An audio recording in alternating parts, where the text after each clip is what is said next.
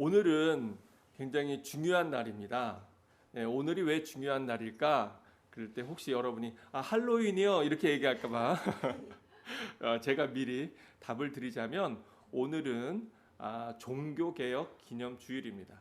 여러분 잘 아시는 것처럼 1517년에 마틴 루터라고 하는 신부님이 그 당시에 천주교회에서 잘못 행하고 잘못 가르치고 있던 많은 것들, 특히 그 중에서도 대표적인 것이 교황에 대한 절대적인 권위와 또 면죄부를 판매함으로 돈을 주고 사람이 구원을 얻을 수 있다고 하는 그러한 잘못된 생각들, 또 성경과는 전혀 동떨어져 있는 잘못된 그러한 종교적인 천주교의 가르침에 대해서 항의하고 항거했던 것을 기념하는 그러한 때입니다. 사실 마틴 루터의 삶의 이야기를 들어보면 그는 굉장히 두려움이 많은 사람이었습니다.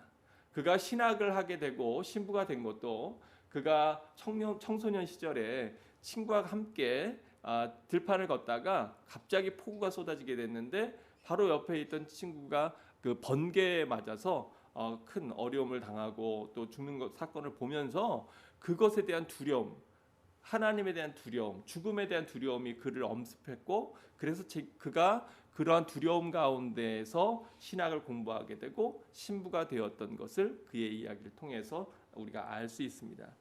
그리고 그는 신학교에서 성경을 가르치는 그러한 수도자이자 신부이자 교수였지만, 그러나 그의 마음속에는 진리에 대한 참된 성경을 연구하면 연구할수록 교회에서 잘못되고 잘못 가르치고 있는 많은 것들에 대한 이 안타까움, 속상함들이 있었습니다. 그래서 우리가 잘 아는 대로 그런 용기를 내어서 비텐베르그 대학교 성문 교회 앞에 95개 교회, 그 당시 교회가 잘못하고 있는 것에 대한 반박문을 거는 것으로 그의 종교 개혁이 시작된 것을 우리가 알 수 있죠.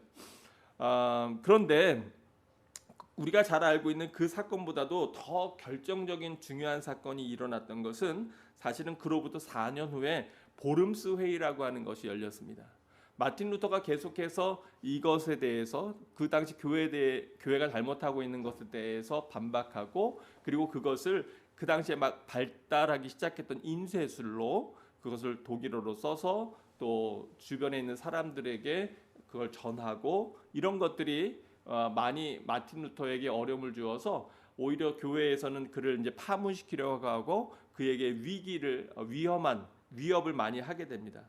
근데 그 가운데서도 그가 라이프치 논쟁을 통해서 자기의 주장을 꺾지 않고 결국은 이제 보름스 회의라고 하는 것이 열리게 되었는데, 그 보름스 회의에서 많은 그를 반대하는 대적자들 앞에서 마틴 루터는 이렇게 얘기합니다.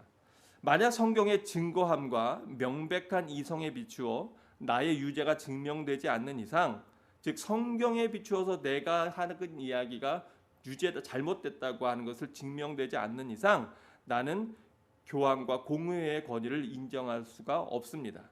사실 이 둘은 오류를 범해왔고 서로 엇갈린 주장을 펴왔습니다. 내 양심은 하나님의 말씀에 사로잡혀 있습니다.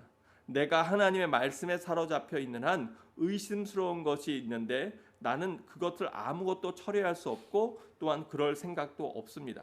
만약에 양심에 어긋나게 한다면 오히려 나의 구원이 위태로워질 것입니다. 하나님이여 저를 도우소서. 아멘. 그는 정말로 그 많은 위협, 죽음의 위협과 여러 가지 사회 신분적인 위협 가운데에서 그 위협들을 이기고 용기를 내어서 이러한 놀라운 발표를 하고, 그리고 끝까지 그 종교 개혁을 위해서 자기 삶 전체를 헌신했던 것을 우리가 알 수 있습니다. 제가 오늘 본문을 민수기 14장으로 택했는데요. 왜냐하면 이 민수기 14장은 여러분들이 잘 아시는 대로 이제 모세의 인도함에 이끌려서 이스라엘 백성이 가나안 땅의 문턱에 오고, 그래서 그곳에 12명의 정탐꾼을 보내게 되죠. 그런데 그 12명의 정탐꾼들 중에서 10명의 정탐꾼의 보고는 긍정적이었습니까? 부정적이었습니까? 부정적이었어요.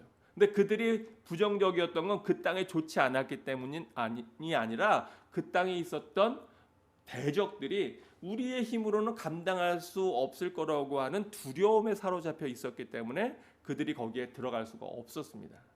오늘 우리가 읽은 민수기 14장의 내용이 뭐예요?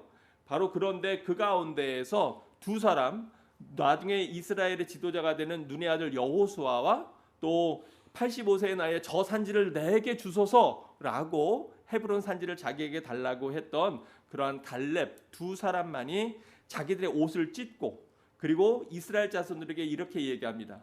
우리가 두루 다니며 정탐한 땅은 심히 아름다운 땅이라 여호와께서 우리를 기뻐하시면 우리를 그 땅으로 인도하여 들이시고 그 땅을 우리에게 주시리라. 이는 과연 젖과 꿀이 흐르는 땅이니라. 그러면서 오늘 9절 말씀에서 이렇게 얘기하죠. 다만 여호와를 거역하지는 말라. 또 그 땅 백성을 뭐하지 말아라? 두려워하지 말라. 그들은 우리의 뭐다? 먹이다. 이게 예전 성경엔 그들은 우리의 밥이다. 이렇게 되어 있어요. 어떻게 보면 그 표현이 더 이렇게 와닿는데 거기에 있는 사람들이 굉장한 것 같지만 그러나 누가 함께 하시면 하나님이 함께 하시면 그들은 우리의 먹이가 되고 그들의 보호자는 그들에게서 떠났고 우리는 여호와는 누구와 함께 하셔요? 우리와 함께 하시느니라. 그들을 두려워하지 말라. 여러분 그 피어 프레셔라고 하는 거 아시죠? 아이들이 학교에 다니다 보면 동료들 또 친구들의 분위기가 있어요. 그걸 거스른다고 하는 게 참 쉽지 않아요. 저도 예전에 그 학교 다닐 때 보면 고등학교 때 얼마나 저는 이제 남자 고등학교를 다녔거든요. 남자 고등학교 다니면서 애들이 얼마나 짓궂습니까? 또 사고도 많이 치고요. 또 그때 호기심이 왕성하기 때문에 어른들이 하지 말라고 하는 것에 대한 일탈하고자 하는 그런 마음들이 있잖아요. 그러다 보니까 뭐 이것저것 많이 뭐 술이라든가 담배라든가 또 심야 극장이라든가 뭐 여러 가지 이런 것들에 대해서 관심도 많고 호기심도 많고 주변에 프레셔들이 많아요. 근데 남자 학교니까 그런 것들이 더 심했습니다. 그래서 그런 걸 하지 않으면 에이 저런 조금 표현이 속됩니다만 이제 쪼다라는 표현이 있었어요.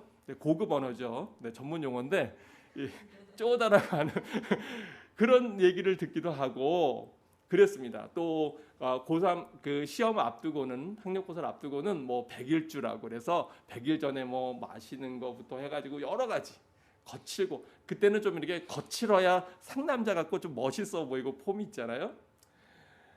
제가 잘은 모르지만 여기 밴쿠버에서도 자라는 자녀들 가운데에서 많은 아이들이 학교에 가서 그런 많은 피해 프레셔를 경험하기도 하고요. 또 요즘에는 마약 같은 게 많이 자유로워서 그래서 중고등학교 때 그런 것들을 접하거나 아주 쉽게 그런 것들이 아무것도 아닌 것처럼 그렇게 아이들이 그 경험하기도 하죠. 근데 그런 데서 정말로 자기의 믿음과 신앙을 지키고 한다는 것이 참 쉽지가 않아요. 또 부모들이 되어서도 다른 집들은 아이들에게 이걸 가르친다 저걸 가르친다 막 여러 가지를 한다고 하는데 나는 우리 아이는 믿음과 신앙으로 키우겠다. 그리고 그 신앙생활을 하고 아이들에게 그런 기독교적인 그 양육을 하는 것도 사실은 쉽지 않고요. 이러다 우리 애는 바보 되는 거 아닌가. 저희는 TV가 지금까지 살면서 한 번도 없었어요. 왜냐하면 뭐 결혼해서 필리핀에서 살고 주로 선교지에서 살고 또 그랬었기 때문에 TV를 연결한 적이 없었습니다. 그랬기 때문에 주변에서 어떤 얘기들이 애들이 그래도 TV도 보고 뭐 봐야 학교 가서 뭐 얘기도 하고 어울리기도 하지 텔레비전도 없으면 애들이 영어 배우는 것도 그렇고 세상 문화라든지 여러 가지 안 되지 않겠느냐 뭐 이런 의견들이나 이런 생각들이 있기도 했었어요. 근데 애들 지나고 나니까 TV 없어도요 지들이 필요한 건 다 알아서 봐요. 그리고 또 다 알아서 하고 오히려 책을 많이 봤는데 그게 도움이 많이 됐던 것 같아요. 어쨌든 우리가 살면서 우리는 여러 가지 그러한 압력이라든가 두려움 같은 거에 경험하게 되죠. 갈렙과 여호수아도 지금 그러한 상황이었어요. 그래서 그들이 이렇게 얘기하니까 10절에 어떤 일이 벌어집니까? 온 회중이 그들을 뭘로 치려고 해요? 돌로 때려 죽이려고. 자기들의 의견과 반대되는 얘기를 하니까 저것들이 다 우리를 죽음으로 몰아넣으려고 그래. 그리고 돌을 들어서 갈렙과 여호수아를 돌로 때려서 쳐 죽이려고 하는 바로 그러한 지경까지 갔던 것이 오늘 우리가 읽은 민수기 14장의 이야기입니다. 그런데 그때 여호와의 영광이 회막에서 이스라엘 모든 자손에게 나타나시면서 그러면서 뭐라고 하나님께서 11절에 말씀하시냐면 여호와께서 모세에게 이르시되 이 백성이 어느 때까지 나를 뭐 하겠느냐? 멸시하겠느냐? 내가 그들에게 많은 이적을 행하였으나 대체 어느 때까지 나를 뭐 하지 않겠느냐? 믿지 않겠느냐? 어느 때 내가 너희들에게 얼마나 많은 기적과 이적을 행하고 지금 여기까지 인도했니?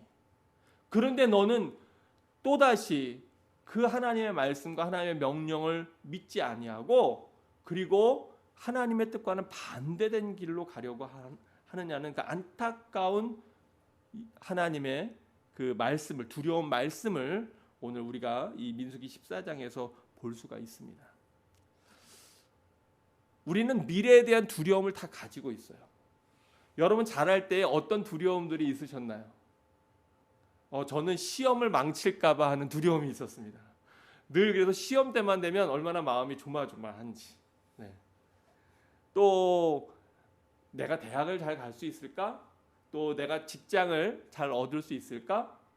또 내가 사업을 한다면 이 사업을 잘 이끌 수 있을까? 심지어는 나는 나한테는 짝이 있을까? 뭐 여러 가지. 아이는 잘 낳을 수 있을까? 우리가 미래에 대한 여러 가지 많은 두려움들을 갖고 성장하고 자라잖아요. 두려움이 꼭 나쁜 것만은 아니에요. 때로는 두려움 때문에 우리가 뭔가를 준비하기도 하고 두려움 때문에 우리가 발전하기도 합니다. 그런데 문제는 어떤 두려움들은 때로는 나를 완전히 사로잡아서 나로 하여금 한 걸음도 앞으로 나가지 못하게 하거나 오히려 그 두려움 때문에 우리를 주저하게 하고 우리를 주저앉히는 그러한 잘못된 두려움들에 우리가 휩싸일 때도 얼마나 많이 있습니까? 혹시 여러분 지금 갖고 있는 두려움은 어떤 게 있습니까? 우리 권사님은 어떤 두려움을 마음에 갖고 계세요? 혹시 미래에 대한, 경제적인 문제에 대한, 그러한 건강에 대한 이런 두려움 혹시 갖고 계시지 않습니까? 또 우리 다른 성도들은 어떤 두려움을 지금 갖고 계십니까? 저는 오늘 사실은 주일날마다 두려움이 있어요. 뭐냐면 이 설교를 제대로 전하지 못할 것 같은 두려움이 많이 있습니다. 예전에는 그 두려움 때문에 아예 토요일날 밤잠을 못 자고 막 잠을 설칠 때도 많았는데 얼마 전에 어느 아주 한국에서 정말 은혜롭게 설교한다고 하는 목사님의 설교를 듣다 보니 저만 그런 게 아니고 그 목사님도 그러시더라고요. 지금은 많이 나아졌대요. 지금은 이제 그러다 보니까 준비가 안 됐어도 그냥 밤에 잘 시간 되면 하나님 난 몰라요. 주님 앞에 맡깁니다. 그리고 이제 잠자리 들지만 예전에는 밤을 꼴딱꼴딱 쓸 때가 많았다 그러는데 사실 저도 그런 두려움이 있었어요. 여러분은 지금 어떤 두려움, 자녀에 대한 두려움, 경제에 대한 두려움 또는 미래에 대한 배우자에 대한 공부에 대한 졸업에 대한 어떤 두려움들을 갖고 계십니까? 근데 이 두려움의 문제는 뭐냐 하면 그 두려움들이 우리로 하여금 그래서 잘 준비하고 오늘을 성실하게 착실하게 하면 좋은데 사실은 많은 두려움들이 우리로 하여금 오히려 우리를 무기력하게 만든다는 거예요. 있어요. 우리 자녀들이 시험을 앞두고 공부에 대한 시험에 대한 두려움이 있으면 열심히 뭐를 해야 될 텐데 공부를 해야 될 텐데 많은 경우에는 사단이 어떤 마음을 갖고 오게 하냐면 그 두려움을 직면하기보다는 그 두려움을 외면하고 피하고자 하는 그러한 마음을 더 많이 불어넣어줘요. 그래서 가끔 보면 다음 주가 시험인데 지금 열심히 그 시험을 준비하는 게 아니라 그 두려움에 사로잡혀서 그 두려움을 잊고자 엉뚱한 것, 그 시험에는 전혀 도움이 안 되는 게임을 한다든지 아예 그냥 그 이제 우리 부모들이 쓰는 주로 하는 말이 있죠. 처자는 거. 네. 애들이 잘 때 그냥 자는 게 아니라 속이 답답할 때 아주 처자는. 네. 처잔다든지 아니면 다른 것에 의존하는 그러한 것으로 사단은 우리를 꿰어가는 경우가 많이 있어요. 그래서 오히려 내일이 시험인데 시험 공부보다는 지금 그것에 대한 두려움을 잊기 위해서 열심히 뭐를 해요? 네, 열심히 이 휴대폰 가지고 막 게임을 하고 다른 걸 하고 그리고 꼭 시험 전날 책상 정리하는 친구들이 있어. 네. 꼭 시험 전날. 여러분 왜 그럴까요?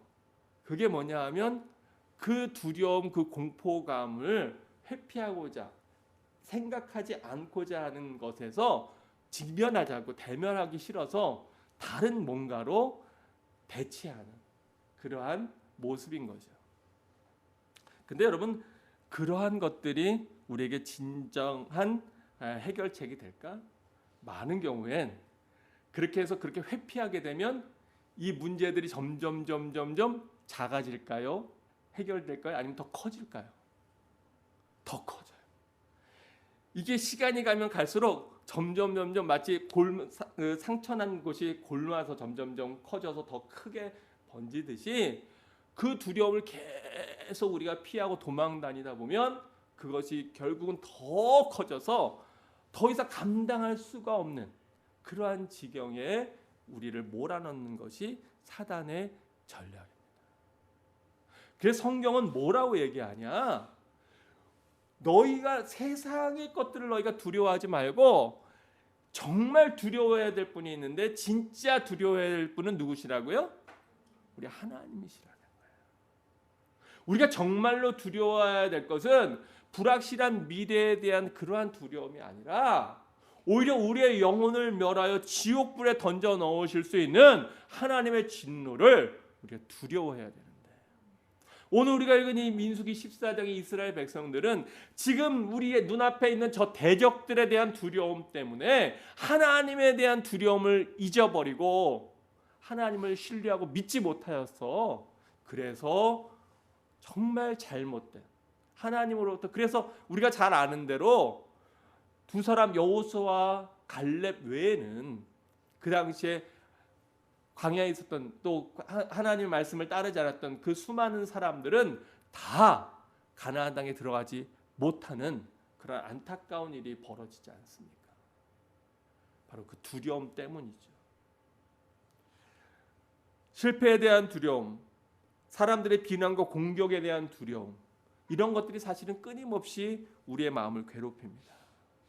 문제는 마귀는 이걸 점점 확대해서 그래서 우리로 하여금 세상에 대한 두려움 때문에 하나님에 대한 두려움을 생각하지 못하는 잘못된 방향으로 우리를 이끌어간다고 하는 거죠. 사실 코비드가 처음에 시작될 때 제가 성도들에게 전했던 메시지가 바로 그거예요. 코비드, 이 질병이라고 하는 건 두려운 거죠. 무서운 거죠. 근데 여러분 절대로 그 두려움 때문에 하나님을 향한 두려움을 잊어버리지 말아야 됩니다. 우리가 정말로 두려워해야 될 분은 여호와 하나님이시지. 우리가 이 땅에 살면서 여러 가지 질병들 그것 때문에 두려워하면 우리는 단 한순간도 살 수 없고요. 단 한 사람도 만날 수가 없어요. 어떻게 우리가 이렇게 모여서 예배를 드릴 수 있겠습니까? 사실 생각해 보면 선교지에서는 정말 많은 위험들이 있어요. 훨씬 더 많은 위험들이 있어요. 차를 타고 이제 저희는 마닐라에서 한 8시간 정도 떨어져 있는 그 북쪽의 시골 마을에서 살았는데 가끔 이제 선교팀들이 오거나 또는 비자를 갱신해야 된다거나 그럴 때 이제 마닐라로 가게 되잖아요. 그러면 한 8시간을 차를 끌고 마닐라로 가야 되는데 사실은 굉장히 험하고 위험합니다. 비가 갑자기 내리기도 하고요. 어떤 데는 길이 그냥 끊겨 있어요. 공사를 하는데 아무 표지판이 없어요. 근데 이제 낮에는 달구지도 가고 트라이시클이라 해서 막 이런 것들도 가기 때문에 시간이 너무 많이 걸려요. 이게 거리는 300km인데 그런 교통체증이나 여러 가지 길이 하나거든요. 1차선 도로다 보니까 그래서 시간이 많이 걸리니까 주로 언제 가냐면 밤에 출발합니다. 그러면 밤에 출발하면 한 3시간, 4시간이면 가거든요. 3, 4시간은 아니다. 한 5시간 정도는 가고 한 3시간 정도는 줄거든요. 근데 그럴 때마다 차를 끌고 나갈 때 어떤 두려움이 있냐면 내가 잘 돌아올 수 있겠지? 이 가족들을 다시 잘 만날 수 있겠지? 그런가 하면 저희가 살던 마을에는 댕기 피버라 그래서 댕기 모기가 물리면 주로 아이들이 많이 죽어요. 어른들도 굉장히 많이 고생을 하지만 치사율이 높습니다. 그런데 아이들은 굉장히 많이 죽습니다. 그래서 주영이 같은 경우에 여름이면 머리부터 발끝까지 그 오프라고 하는 그러한 아주 피부에도 안 좋은 그거를 막 완전히 철갑을 해서 바르고, 왜냐면 이게 그 낮에 활동하는 모기거든요. 그러다 보니까 그 마을에서도 늘 매년 아이들이 몇 명씩은 죽어나가는 그런 데에 있었어요. 거기에다가 뭐 아시는 것처럼 안에도 뭔지도 모르는 바이러스에 걸려서 죽을 뻔했고 여러 가지 많은 위험들이 있었어요. 사실은 세상에 대한 두려움을 갖고 있으면 선교 못합니다. 선교지 못 나갑니다. 선교사로 못 삽니다. 그때는 사실은 그런 것도 몰랐기 때문에 사실은 잘 몰랐어요, 솔직히. 왜냐하면 제가 선교사로 산 게 처음이었거든요. 그래서 솔직히 얘기하면 잘 모르고 갔어요. 잘 모르고 갔지만 근데 돌이켜 생각해 보면 훨씬 더 많은 위협 속에 있었거든요.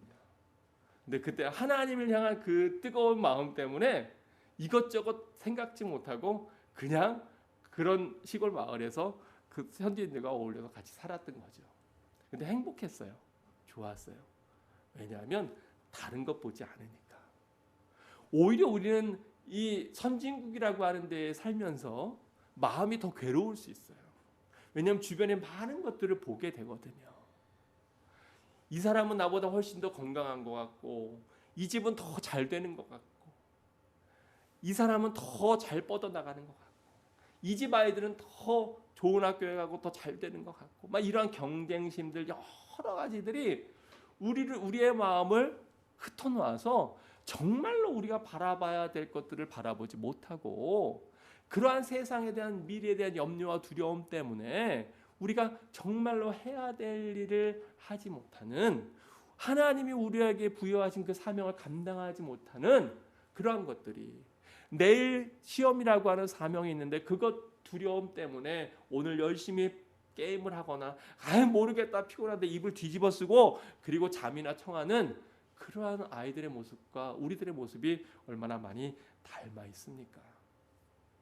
성경은요, 두려워하지 말라는 말씀 얼마나 많이 있습니까? 여러분이 기억하는 말씀만 해도 뭐 줄줄줄줄 나올 거예요. 아무것도 두려워하지 말고 오직 모든 일에 기도와 간구로 너희 구할 것을 감사함으로 하나님께 아뢰라부터 시작해서 많은 말씀들이 여러분에게 두려워하지 말라고 이야기하고 있지 않습니까? 근데 사실은 이 두려움은 우리가 떨쳐내기가 참 어려워요. 여호수아서 1장 9절에서도 이제 모세가 지도력을 여호수아에게 인계하고, 그리고 그 여호수아는 두려움에 떨었던 것 같아요. 그래서 하나님께서 이렇게 말씀하시지 않습니까? 1장 9절에 보니까 내가 네게 명한 것이 아니냐, 강하고 담대하라. 뭐 하지 말며? 두려워하지 말며 놀라지 말라. 내가 어디로 가든지 내 하나님 여호와가 너와 함께 하느니라 하시니라. 아멘. 아멘. 아멘. 여러분, 우리는 내추럴하게 미래에 대한 두려움이 없을 수 없어요. 있지요. 없다 그러면 거짓말이죠. 그런데 우리가 정말로 경계해야 될 것은 그 두려움에 우리가 사로잡혀서 휩싸여서 정말로 우리가 해야 할 것들을 하지 못하는 것에 대해서 우리는 두려워해야 된다는 거예요. 얼마나 세상에 많은 사람들이 집에 화장실 숫자 늘리기 위해서 수고하고 애씁니까? 얼마나 많은 사람들이 이 땅에서 땅 따먹기 하느라고 땅을 한 평이라도 내가 뭔가 소유하고 차지하기 위해서 얼마나 수고하고 애씁니까? 물론 어느 정도의 경제 생활이 우리에게 필요한 것이고, 또 우리 자녀들을 기르기 위해서 우리가 이걸 무시할 수 없지만, 그러나 많은 사람들이 세상의 쾌락과 즐거움, 또 세상의 어떤 경제적인 윤택함, 편안함, 이런 것들에 사로잡혀서 정말로 해야 할 것을 하지 못하는 경우가 너무나 많이 있기 때문입니다. 여러분, 그래서 왜 우리가 성경은요, 이 두려워하지 말라고 하는 말씀이요 365번이 이 성경에 넘게 나와 있습니다. 그러니까 어떻게 보면 이건 매일매일 우리가 기억해야 되는 말씀이라는 거예요. 얼마나 그 말씀이 많은지요. 성경에 두려워하라고 하는 말씀은 딱 하나밖에 없어요. 누구를 두려워해라? 하나님을 두려워해라. 그러나 세상을 두려워하지 마라.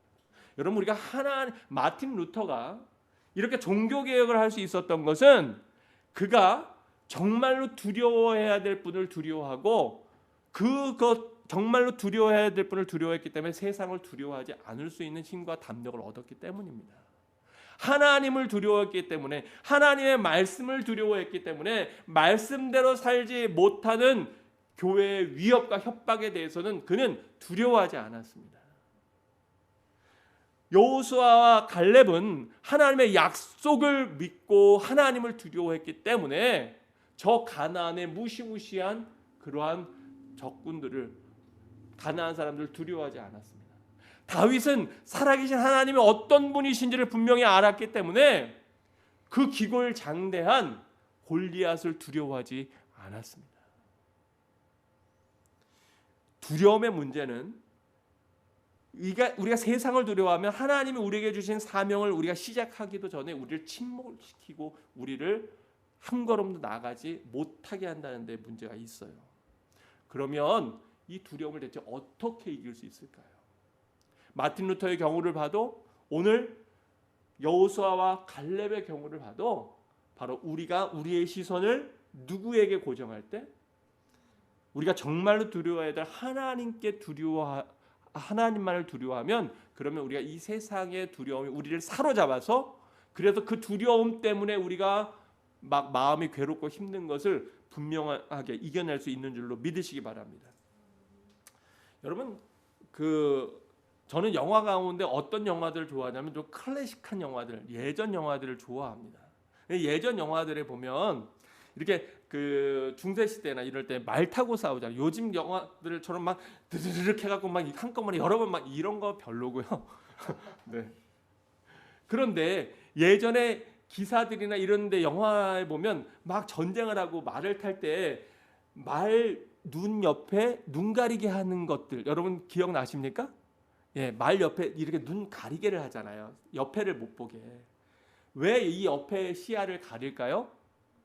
왜냐하면 이 말들의 시야가 넓어지면 옆에서 막 포탄이 날아오고 또는 화살이 날아오고 이 말이 쓰러지고 저 말이 쓰러지는 걸 보면 이 말들을 두려워한다는 거예요. 그래서 요 앞에 시야만 가리게 해서 그 주인이 그 용사가 말을 이끄는 대로 그 말이 달리도록 그렇게 하기 위해서 요 옆에 시야를 가린다고 하는 겁니다. 제가 하나님의 은혜로 선교지에 있을 때 말을 조금 이렇게 타봤어요. 그러다가 이제 몽골에 가가지고 이 들판에서 말을 타는데요. 야, 말을 달리니까 정말 신나더라고요. 근데 그 말 탈 때 사실 위에서 무섭거든요. 여러분 말 타보셨어요? 네, 말 타고 막 빨리 달리면 정말 무서워요. 근데 그렇게 시야를 가리지 않으면요, 저는 뭐 그렇게 말을 잘 타는 게 아닌데요. 이 말이 가다가 이렇게 끌고 가는데, 이제 처음에 제가 필리핀에서 말을 타고 이제 가게 됐어요. 그 딸 화산이라고 하는 데가 있는데 그 딸 화산에 올라갈 때 말을 타고 여기 올라가거든요. 그때가 이제 제가 처음 태어나서 말을 탈 때입니다. 말을 타고 가는데요, 말이 자꾸 딴 데로 가요.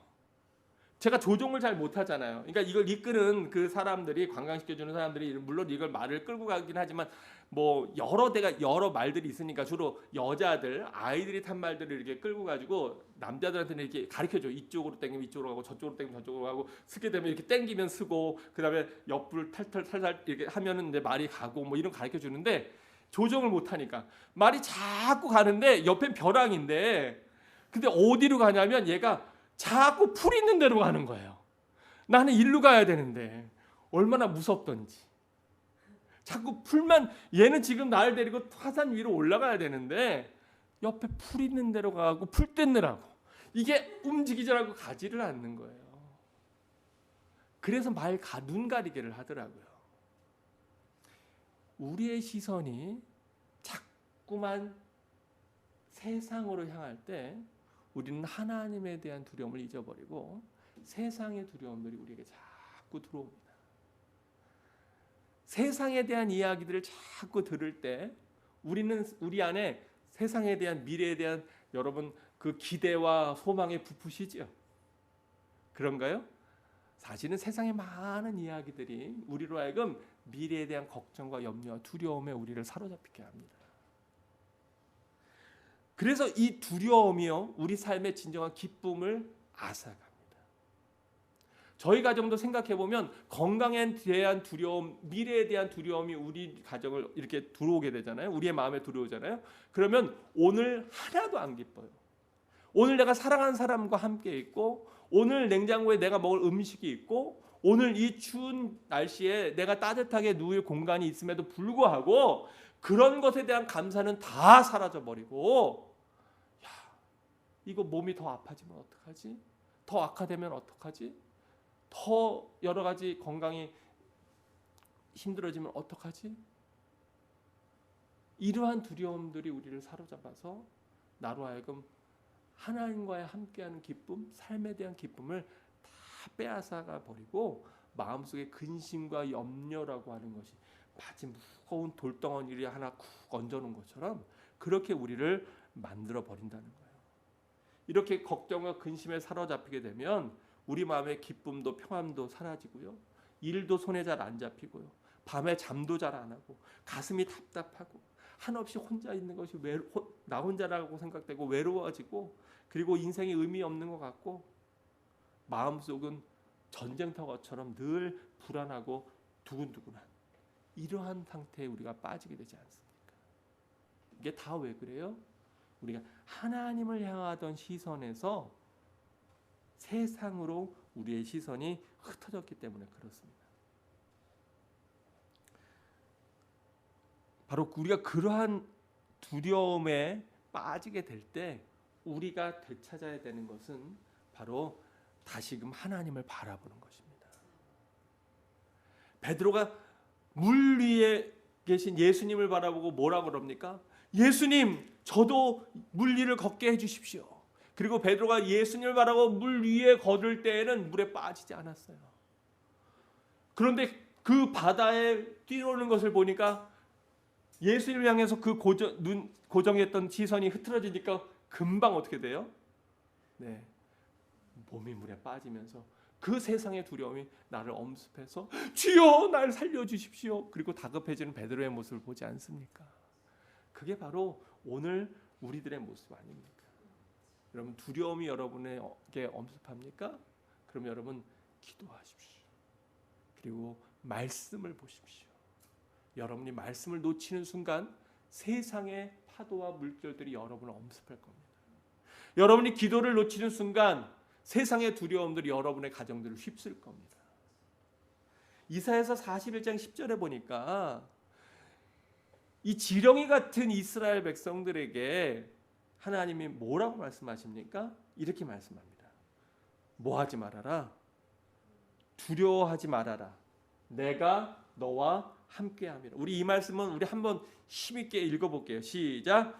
두려워하지 말라. 내가 너와 함께함이라. 놀라지 말라. 나는 내 하나님이 됨이라. 내가 너를 굳세게 하리라. 참으로 너를 도와주리라. 참으로 나의 의로운 오른손으로 너를 붙들리라. 아멘. 아멘. 여러분 우리의 신앙은 하나님 말씀에 대한 믿음으로부터 시작됩니다. 우리가 두려움을 이길 수 있는 방법은 바로 그 말씀에 대한 믿음입니다. 여기서 뭐라고 말씀합니까? 성경에 두려워하지 말아라. 근데 그 두려워하지 마는 이유가 내가 돈이 많기 때문에, 내가 공부를 잘하기 때문에, 내가 똑똑하기 때문에, 능력이 있기 때문에 아니에요. 여기에서 두려워하지 말고 놀라지 말고 또 세상의 것들에게 파묻히지 말라고 하는 모든 그 이유는 오직 하나님께만 있는 거 볼 수 있어요. 두려워하지 말아라. 왜냐하면 내가 너와 함께 함이라. 놀라지 말라. 나는 너의 하나님이 됨이라. 내가 너를 굳세게 하리라. 참으로 너를 뭐하리라. 아멘. 할렐루야. 도와주려 할 때 아멘 막 이래야 되는데 그렇잖아요? 아니 여러분 세상에 돈 많은 사람이 걱정하지 마 내가 좀 도와줄게 이러면 얼마나 든든합니까? 부모님이 아유 너 걱정하지 마 내가 도와줄게. 여러분 만약에 돈 많은 그 아마존 회장이나 아니면 빌 게이츠가 걱정하지 마 내가 도와줄게 이러면 얼마나 든든하겠어요. 근데 여러분 그게 아니라 이 세상 천지 만물을 지으신 하나님께서 내가 도와줄게 이렇게 말씀하시는데 우리가 거기에 대한 감동이 없다면 이거 심각한 거예요 문제가. 그럼 우리는 그 말씀을 정말 믿지 않는 거잖아요. 네 하나님께서 너를 참으로 나의 의로운 오른손으로 너를 붙들리라. 여러분 이 말씀 믿으십니까? 아멘. 근데 왜 두려워하세요? 근데 왜 걱정하세요? 바로 우리가 사단은 우리로 하여금 말씀과 우리를 분리시켜요. 그래서 그냥 그건 그거고 내 안에서 그 말씀이 살아 역사하지 못하도록 만듭니다. 여러분 그것을 우리가 합치는 말씀과 내 삶이 이 합일하는 그게 뭐냐면 그게 바로 기도예요. 그래서 우리 마음에 기도가 쌓이잖아요. 찬양이 쌓이잖아요. 그럼 두려움이 사라져요. 근데 내 입에서 찬양과 기도가 끊어지면 그러면 계속해서 두려움이 나를 엄습해서 사랑하는 자녀들을 돌보는 것도 내가 행복하지 않고 사랑하는 남편과 아내와 함께 사는 것도 행복하지 않고 내가 지금도 이미 많은 것을 누리고 있음에도 불구하고 그것들이 우리로 하여금 세상의 파도에 우리가 매몰되게 하는 것입니다. 여러분 우리는 두려울수록 기도의 자리로 나아가야 됩니다. 예배의 자리로 나아가야 됩니다. 두려움을 조장하는 마귀가 제일 싫어하는 것이 있는데 바로 우리 입술에서 찬양과 기도가 시작되는 것. 그걸 사단은 너무너무 싫어해요. 그래서 많은 사건과 일과 세상의 것들로 우리로 하여금 그거 하지 못하도록 만듭니다. 성경은 얼마나 많이 얘기합니까? 너희는 마음에 근심하지 말라. 하나님을 믿으니 또 나를 믿으라. 이렇게 말씀하고요. 또 오늘 제가 예배를 시작하면서 읽었던 말씀이 뭐냐면 신명기 31장 말씀인데 너는 강하고 담대하라. 두려워하지 말라. 그들 앞에서 떨지 말라. 이는 내 하나님 여호와가 그가 너와 함께 가시며 결코 너를 떠나지 아니하시며 버리지 아니하실 것입니다. 근데 여러분 세 번째로 왜 우리가 이 두려움에 쌓일까요? 왜 우리에게 하나님이 함께 하신다고 약속하는데 그런데 왜 우리는 자꾸 두려움에 빠질까요? 그 또 다른 이유가 바로 죄라고 하는 문제입니다. 우리가 하나님 앞에 나아가야 됨에도 불구하고 이 내가 하나님 말씀대로 살지 못할 때 이 죄는 내가 하나님을 피하게 만드는 요인이 됩니다. 그래서 내 안에 해결되지 못한 죄가 있으면 내가 하나님 앞에 대면하는 게 두려운 거예요. 그리고 또 천국에 대한 소망이 있으면 우리가 뭘 죽음이 두려울 게 뭐가 있겠습니까? 그런데 우리 마음에 하나님 나라에 대한 소망을 앗아버리는 게 뭐예요? 바로 이 죄라고 하는 거예요. 그래서 사단은 계속해서 우리를 공격하죠. 그 죄들로 인해서 우리를 계속 너 그렇게 죄 지었잖아. 너 그 사람 그렇게 욕했잖아. 너 그렇게 네 마음에 온갖 악한 생각과 악한 것들이 있잖아. 네 삶에서 그러한 죄들이 있잖아. 그리고 계속해서 그 죄와 죄책감을 통해서 우리로 하여금 천국에 대한 소망을 여러분 너 같은 자가 천국에 갈 수 있어 라고 우리를 공격합니다. 네, 여러분 하나님 앞에 나와 이 예배 드리는 것이 왜 소중합니까? 우리가 죄인인 건 맞는데요. 그런데 우리에겐 방법과 길이 있어요. 그건 뭐냐면 하나님 앞에 회개하는 길입니다. 그리고 또 하나의 길이 있는데 여러분 하나님께서는 우리가 죄인일 때 우리를 택하시고 불러주시고 구원하셨다는 사실이에요. 우리가 죄를 싸워서 이겨야 되는 것이 맞습니다. 그리고 죄 없는 삶을 살아야 되는데 우리가 죄 없기 때문에 구원을 받는 건 절대로 아닙니다. 오히려 성경은 우리에게 뭐라고 얘기합니까? 세상에 의인은 없나니 하나도 없다. 여러분 이걸 악용하시면 안 돼요. 그렇다고 해서 계속 죄자에 있어도 된다. 이 얘기는 절대로 아닙니다. 사단의 공격을 여러분은 사단이 공격하는 방법을 여러분한테 말씀드리는 거예요. 우리 아이가 밥 먹다가 음식 흘렸다고 내가 그 아이를 내치거나 우리 아이가 뭔가 잘못을 하나 했다고 내가 걔를 호적에서 파는 것이 아니듯이 하나님께서 자녀 삼으신 우리를 그렇게 쉽게 포기하지 않으신다는 거예요. 우리로 하여금 우리가 죄의 자리에 있었다 할지라도 우리로 하여금 회개할 수 있는 기회와 은혜를 주십니다. 우리로 하여금 다시금 회복시키시는 은혜를 주시고요. 하나님께서는 이미 우리를 용서하시고 씻기실 준비가 다 되어 있어요. 그저 우리가 그 죄를 주님 앞에 내어놓기만 하면, 내가 있는 상처와 문제를 엄마 앞에 드러내놓기만 하면 이미 엄마는 그 아이를 씻기고 또 치료할 준비가 다 되어 있어요. 근데 우리는 우리 자신이 두려워서 하나님을 피하다가 그러한 잘못된 죄 가운데 빠지고 그리고 그 죄로 인해서 우리가 주님을 온전히 바라보지 못하는 그러한 잘못들을 범하게 된다. 말씀을 마치면서 여러분 꼭 기억하십시오. 우리가 하나님 앞에 시선을 뺏길 때 우리 안에 두려움이 들어옵니다. 우리의 입술에서 찬양과 기도가 사라질 때 우리 안에 두려움이, 사단의 유혹들이 들어옵니다. 그리고 우리가 죄 가운데에서 그 죄를 내가 내 힘으로 내 능력으로 해결하려고 할 때 오히려 하나님과 멀어지게 됩니다. 여러분 그 죄를 가지고 주님 앞에 나오는 행위 그게 뭡니까? 그게 예배예요. 그 부끄러운 모습으로 있는 모습 그대로 주님 앞에 코람대고 하나님 앞에 정직하게 서서 아버지 제가 이래요. 아버지 제 마음이 이렇게 악해요.